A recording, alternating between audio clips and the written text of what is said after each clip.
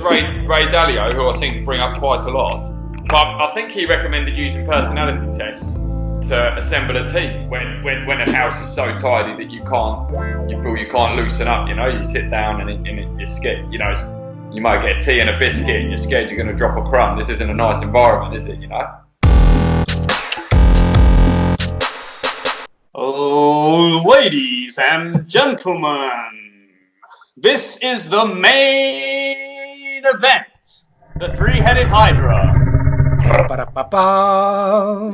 All right, so beautiful. We're going to be talking about the Big Five personality traits, and we will be discussing further on our scores on one of the official Big Five personality tests and things we want to improve, things that surprised us, what it means for our preferences, for our attitudes, our relationships. So, a general overview of the Big Five. So the Big Five personality types are agreeableness, conscientiousness, extraversion, neuroticism, and openness to experience. So every one of us is on different points on these Big Five. And then Jordan Peterson and his team on the understandmyself.com test. And there's a team of, if I remember correctly, four PhD level, very, very experienced psychologists and sociologists, social scientists. They've developed a test in which they break down each of the five into two aspects. So agreeableness breaks down into compassion and politeness. Conscientiousness breaks down into industriousness and orderliness. Extraversion breaks down into enthusiasm and assertiveness. Neuroticism breaks down into withdrawal and volatility. And then finally, openness to experience breaks down into intellect and openness. So all of the numbers that we will discuss are percentiles. So there's a lot of statistics involved, but in this case, if you take the approximately 10,000 people that have taken this test, they're broken into percentages. And if you are 1, that means you're extremely low in this trait. So you're in the first percentile. Whereas if you are 99, what that would mean is in a room of 100 people, you would be more of this trait than 98 others. The science community, the academic community often will recognize a good piece of work by their citations, right? This is how the reliability of a certain idea is measured in academia. And this work has over 750 citations in the last 10 years, which is a huge amount, which basically says that other scientists have cited this work as respectable, reliable information in their in their journal articles, etc., etc. So yeah, it is legit, as you said. So on agreeableness, this is a good one, hey? So me and Sal are middle of the road. Sal 57, me 55. James scored a 9 in agreeableness, which says something. I don't know. Do you want to talk about that?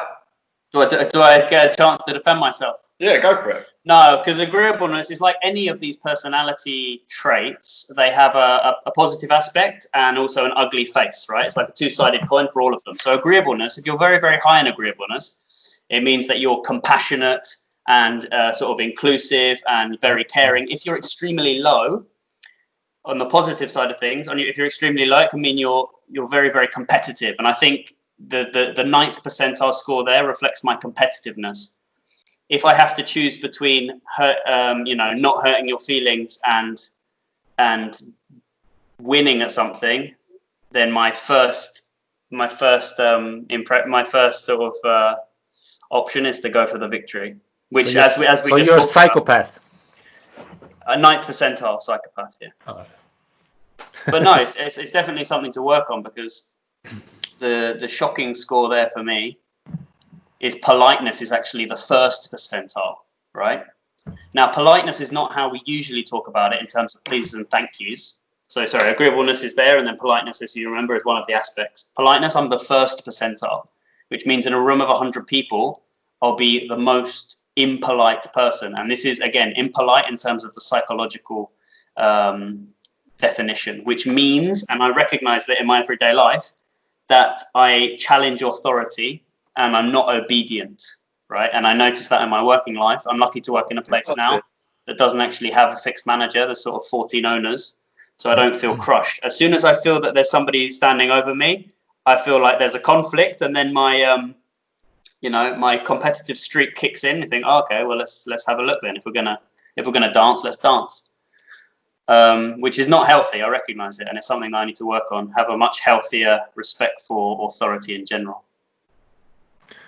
It probably also means that you like to get yourself into social media feuds, which is something we talked about on another episode of this podcast. But that's the good thing about this, that you start to understand why you might be drawn into certain situations, and if you don't want to be in these situations, then awareness is always the first step, right? And there's a lot of work to do after that. By the way, are these traits immutable? Can they never change? Or no, they will change. Yeah, they're not. Okay. They're not fixed. So don't worry, you won't be 34th percentile openness to experience forever. Sal, can I ask you one thing about your numbers? Sure. So if I was going to make a prediction, I would say that you are a person who is a very rare hybrid of extremely conscientious, which is very, very industrious and orderly. So you get things done and you're super organized in all the things that you do.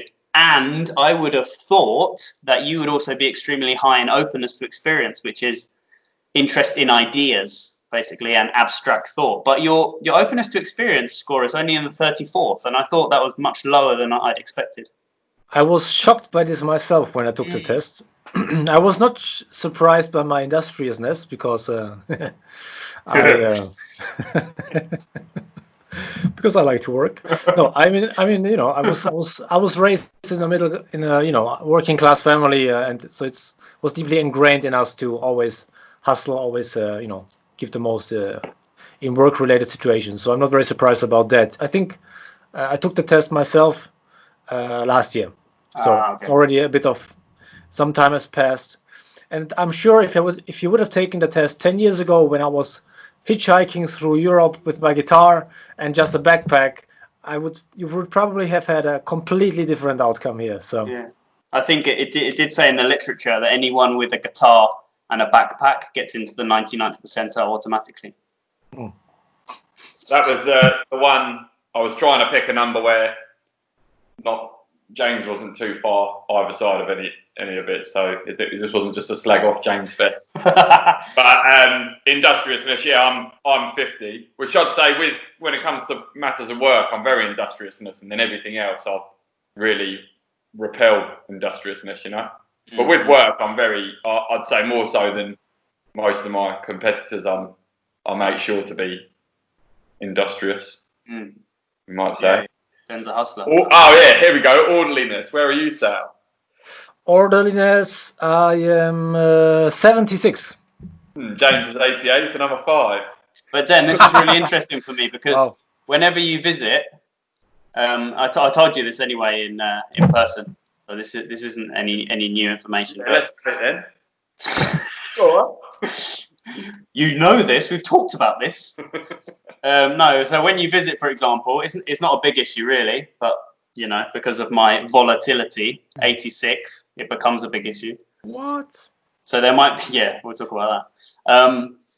So you're not, for example, I'm super, how can we say, anal about when I arrive to a place, I need to unpack my bag and put it into, even if I don't have any drawers to put things into, I put it out on the floor in order.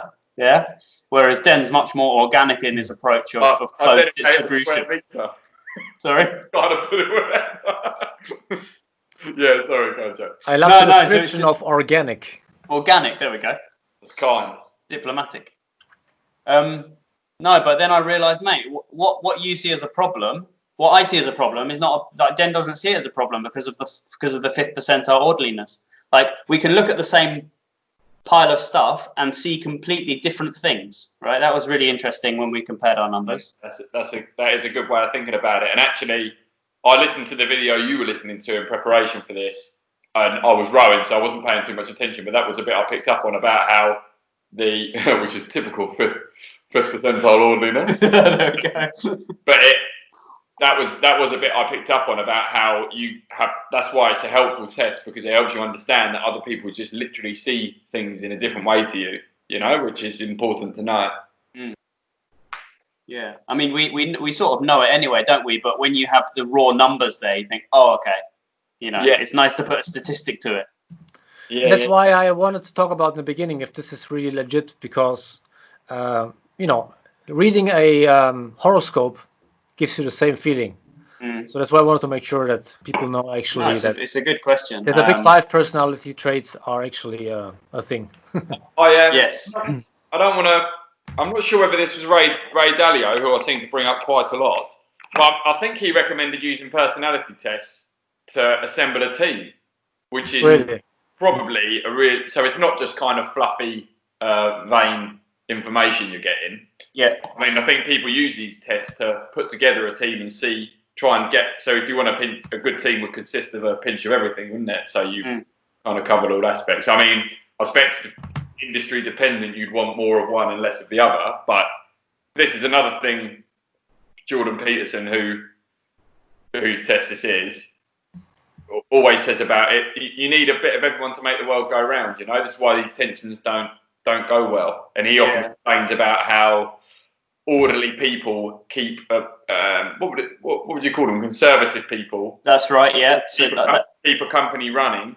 So you give them what to do and they do it, and they do it well, and they try and do it better and better. But if you just had orderly people running it, everything would move around them because of, I don't know, I mean, this is caricaturing, people, but because of low openness to new experience, you've got the conservative people doing stuff the right way, but not changing it up, whereas you need the risk takers and the out-of-the-box thinkers, otherwise you die. And, as a industry, you need both, absolutely. Absolutely. Sure. It's not just fluffy. Yeah, it's not just fluffy, vain personality test. It's important. No. It is, absolutely. And that's what I mean. I just want to touch on Jordan Peterson because he gets caricatured as alt-right, even though he doesn't. Number one, nobody's been able to actually define alt-right satisfactorily, and number two, he's never declared himself as alt-right. But anyway, exactly as you said, he makes the point that both left and right are needed, but what we need is to be able to collaborate with each other. Because the current political polarization is such a big problem. Right. That's for a different 20 minutes. But the conscientiousness, generally speaking, like you said, the higher the conscientiousness, the more likely you're to be a conservative politically. And the higher the openness to experience score, the more likely you are to be a left-leaning or a socialist politically. And that was another really interesting thing that I found, because I'm 96th percentile in conscientiousness and 78th for openness to experience, right? And that reflects my confusion every single time elections come around, because I can see the benefits of both sides, the orderliness and the respect for tradition and the sort of schematic industriousness of the right, yes.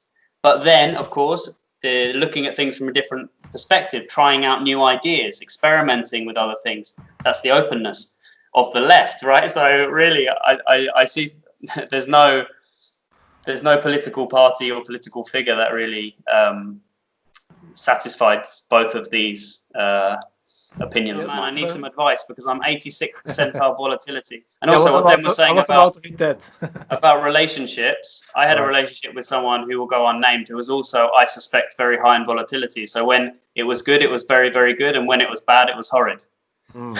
Because nobody knew how to de-escalate. It just went into a firework. So you are 3rd percentile volatility, Sal. How do you keep such a relaxed frame of mind?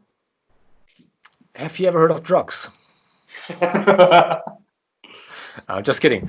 I don't know. I mean, I guess, I don't know. There's not a certain technique I use. I meditate sometimes, but I must say, like, I was basically born as a very calm and not volatile person. As long as I remember, I've always been kind of balanced. I always reason about arguments being put forth. I rarely lose my temper. If I do lose it, you should probably walk far away, because usually then I tend to explode. It's like the 3%, the remaining 3% that are there. But otherwise, don't challenge me, Sal. I'd almost say I was, it's an innate trait as far as I'm concerned. So maybe, I suppose some of these, they might change over time, but also I think a lot of them are traits that you are born with. Well, that's a different discussion, isn't it? I think that's another 2 hours, like environmentalism. I can't remember whether there's a trait that reflects this, but now, how do you cope with conflict? Would you see yourself as quite good at pulling up people when you think they're doing something wrong? You know, are you quite open to conflict, I suppose? But then I would say that's assertiveness. Assertiveness, yeah. Okay. Which Sal is 77% in, 77th percentile. So it's a funny mix, Sal. A very low volatility and very high assertiveness. How do those two play out? What does assertiveness exactly translate to? Assertiveness, in my understanding, how willing you are to say something which might be considered unpopular, right? Or to put somebody in a difficult situation. So Jordan Peterson always uses it as an example that women are less assertive, again, statistically speaking, on average, are less assertive than men, and so you're gonna get yourself into so much trouble for this. Yeah, well, sorry, what does Ben Shapiro say? Science doesn't care about your feelings. So this means that they ask for pay rises less often, right? And that means that they get pay rises less often. So this is a kind of situation. I don't want to go down that rabbit hole, but that's the kind of situation where assertiveness would mean that you're the person to actually ask for things. I don't think these things. For me, it makes sense, because low volatility in my case means simply if 5 people start shouting in my direction with various different opinions, I will not either lose my temper, nor go into overdrive, nor panic. I will simply take it in or ignore them or whatever. Stay calm. Then I will take my time to think about it, because I'm not very good with instant reaction. So I'm not. I have to sit down, think through a topic for a longer period of time, rather than just react to it. And then whatever the verdict is, I will give it to you. I will tell you. So if that is something that is not popular, I guess that makes sense. It's assertiveness. I would do that. So. I don't think it's contradictory. No, it doesn't have to be. Any other traits, maybe Joshua, that surprised you in your own evaluation? In my own evaluation, yeah. I remember a bit that struck a chord, which goes back to orderliness, was that how I kind of even don't like things being in order. It bothers me, There's something that saddens me about a tidy house every time. Man, yeah. Do you live alone then? This is a poor advert. Yeah, I live alone. Yeah. But yeah, there is something like, it's that kind of you don't. I mean, everyone would agree that keeping plastic on the sofas. I mean, this is the extreme, isn't it? You used to see a thing of this, and when a house is so tidy that you feel you can't loosen up, you sit down and you're scared, you might get tea and a biscuit and you're scared you're going to drop a crumb. This isn't a nice environment, is it? Not one I want to be around. So yeah, something about that did strike a chord with me. I can't really think what. I was quite low on volatility as well. 10th percentile and you were 3, which is typical of my character. But yeah, I just thought it was important to distinguish when you were talking about your low volatility, but also you can, when you disagree, you can disagree calmly, because that can be mistaken for, not that. Yeah, what I'd like to work on personally is reducing my volatility through, things like mindfulness, things like separating the physical sensation from the reaction. Just give myself 5 seconds rather than anger, boom, just 5 seconds. Okay, do you still want to do that? No, because you're going to be cleaning up that mess for the next 2 weeks. So that's a real big challenge for me because I don't want to be that person. Sal, we scored the same on intellect.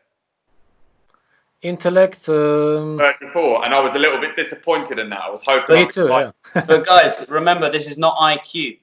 Yeah. Intellect is just interesting ideas.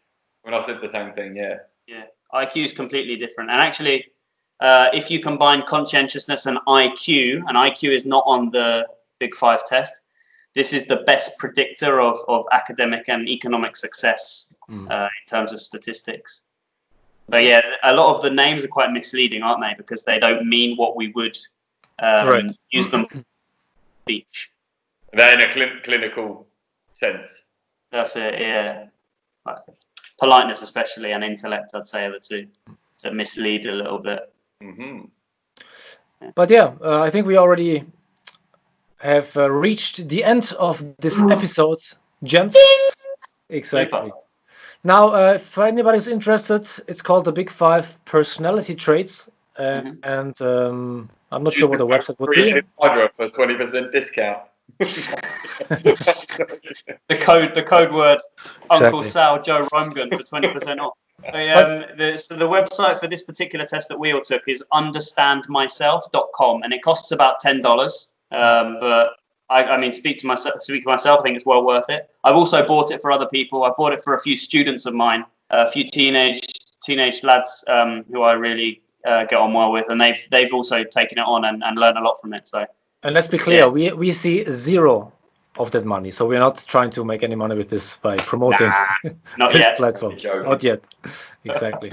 Also, if you read about the Big Five Personality Traits on Wikipedia or other sources, you can read a lot about the science behind it, so you can inform yourself a bit if you're interested. And yeah, well, then again, thank you very much to Joshua, James. My name is Sal. This is the Three-Headed Hydra Podcast. Thanks to our listeners and viewers. Join us on YouTube and or on Apple Podcasts. See you soon. Bye-bye. Namaste. Why are we making these podcasts? Because three heads are better than one. We'll combine our experiences and research on engaging topics to learn a bit more each time, enjoy the chat, and improve our own communication skills in the process. Innovation comes from the ability to correlate information between different realms of knowledge, and we all have very different realms of knowledge between the three of us. Why the Hydra, you ask? In archetypal mythology, dragons guard piles of gold. Overcoming fears can bring great rewards. What you most need is often where you least want to look, and we won't shy away from the fire to challenge each other and reach that goal. What's in it for you, listener? Learn, laugh and love. Get involved and join us on this adventure.